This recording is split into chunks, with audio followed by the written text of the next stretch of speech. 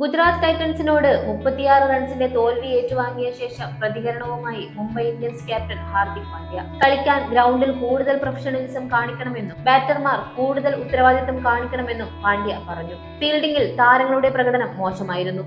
ജോസ് ബട്ട്ലറുടെ നിർണായക ക്യാച്ച് വിട്ടുകളഞ്ഞതു മുതൽ ബൗണ്ടറികൾ അനാവശ്യമായി വഴങ്ങിയതും ഓവർ ത്രോകളിലൂടെ റൺസ് വഴങ്ങിയതും തിരിച്ചടിയായെന്നും പാണ്ഡ്യ പറഞ്ഞു.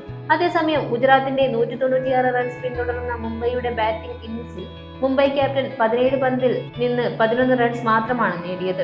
മുംബൈക്ക് വേണ്ടി ഇന്ത്യയുടെ T20 ക്യാപ്റ്റൻ സൂര്യകുമാർ യാദവ് മാത്രമാണ് തിളങ്ങിയത്. താരം വെറും 28 പന്തിൽ നിന്ന് 48 റൺസ് നേടി. അഹമ്മദാബാദിൽ നിന്ന് ഇത് 4ാം തവണയാണ് ഗുജറാത്തിനോട് മുംബൈ തോൽക്കുന്നത്. ഇത്തവണ മുംബൈയുടെ തോൽവിക്ക് പ്രധാന കാരണം ബാറ്റിംഗ് നിരയുടെ മോശം പ്രകടനമാണെന്ന് പറയാം. പ്രതീക്ഷിച്ച താരങ്ങളൊന്നും അവസരത്തിനൊത്ത് ഉയരാത്തതാണ് തുടർച്ചയായ 2ാം തോൽവിയിലേക്ക് മുംബൈയെ തള്ളിവിട്ടത്. മുംബൈയുടെ ബാറ്റിംഗ് നിരക്കെതിരെയാണ് ആരാധകരും വിമർശനം ഉയർത്തുന്നത്. എന്നാൽ മുംബൈയുടെ തോൽവിക്ക് കാരണം മറ്റൊന്നാണെന്നാണ് നായകൻ ഹാർദിക് പാണ്ഡ്യ പറയുന്നത്.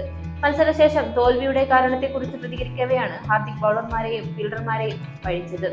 പവർ പ്ലേയിൽ ഫീൽഡർമാരും ബൗളർമാരും പ്രതീക്ഷിച്ച നിലവാരം കാട്ടിയില്ലെന്നും ടീം കരുതിയതിലും 25 റൺസിലധികം ഗുജറാത്ത് നേടിയെന്നുമാണ് ഹാർദിക് പറഞ്ഞത്.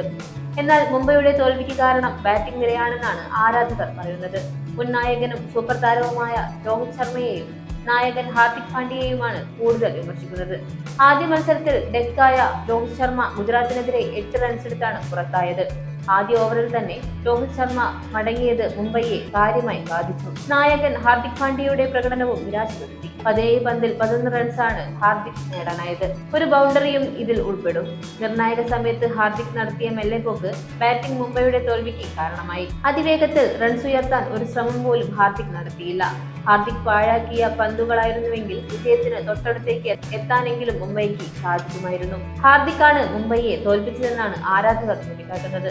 ഹാർദിക്കാണ് ശരിയായ വില്ലനെന്നാണ് ആരാധക പക്ഷം. ഇത്തവണ ട്രെന്റ് ബോൾട്ട്, ദീപക് ചഹാൻ എന്നീ 2 പേസർമാരാണ് മുംബൈയുടെ പേസ് നിരയെ നയിക്കുന്നത്. പരിക്കേറ്റ് പുറത്തുള്ള ജസ്പ്രീത് ബുംറ തിരിച്ചെത്താൻ സമയമെടുത്തേക്കും. അതുകൊണ്ട് തന്നെ ബോൾട്ടിനെയും ദീപകിനെയും വിശ്വസിച്ചാണ് മുംബൈ മുന്നോട്ട് പോകുന്നത്. എന്നാൽ ഇവർക്ക് പവർ പ്ലേയിൽ വിക്കറ്റ് നേടിയെടുക്കാൻ സാധിക്കുന്നില്ല. 2 പേരും പവർ പ്ലേയിൽ മികവ് കാട്ടാത്തത് മുംബൈയെ ബാധിക്കുന്നുമുണ്ട്. ഗുജറാത്തിനെതിരെ ഹാർദിക് പാണ്ഡ്യ ബൗളിംഗിൽ തിളങ്ങിയിരുന്നു. 2 വിക്കറ്റുകളാണ് ഹാർദിക് നേടിയെടുത്തത്. ഗുജറാത്തിനെതിരെ മുംബൈ നടത്തിയ ചില പരീക്ഷണങ്ങളും പാളിയിരുന്നു. വിഘ്നേഷ് പുത്തൂരിനെ പുറത്തിരുത്തി മുജീബുർ റഹ്മാനെയാണ് മുംബൈ കളിപ്പിച്ചത്. ഇത് തെറ്റായ തീരുമാനമായി. മുംബൈ സത്യനാരായണ രാജുവിനെ കളിപ്പിച്ചിരുന്നു. യുവതാരത്തിന് കാര്യമായ ഇമ്പാക്ട് സൃഷ്ടിക്കാൻ സാധിച്ചുമില്ല. മുംബൈയുടെ നായകൻ എന്ന നിലയിൽ ഹാർദിക് പാണ്ഡ്യ എടുത്ത പല തീരുമാനങ്ങളും നിരാശപ്പെടുന്നതായിരുന്നു. അദ്ദേഹം വരുത്തിയ ബൗളിംഗ് ചേഞ്ചുകളൊന്നും ഫലപ്രദമായിരുന്നില്ല. എന്നാലും വീണ്ടും ഗുജറാത്തിൽ നാണം കെടാനായിരുന്നു മുംബൈയുടെ വിധി. 2 മത്സരം തോറ്റ് 9ാം സ്ഥാനത്തേക്ക് കൂപ്പുകുത്തിയിരിക്കുകയാണ് മുംബൈ. ശക്തമായൊരു തിരിച്ചുവരവ് നടത്താത്ത പക്ഷം മുംബൈക്ക് പ്ലേ ഓഫ് സ്വപ്നമായി മാറിയേക്കും. അതേസമയം ആദ്യ 2 മത്സരങ്ങളിലും പരാജയപ്പെട്ട മുംബൈക്ക് അടുത്ത മത്സരം കൂടുതൽ നിർണായകമാകും. ആദ്യ മത്സരത്തിൽ ചെന്നൈ സൂപ്പർ കിങ്സിനോടായിരുന്നു തോൽവി.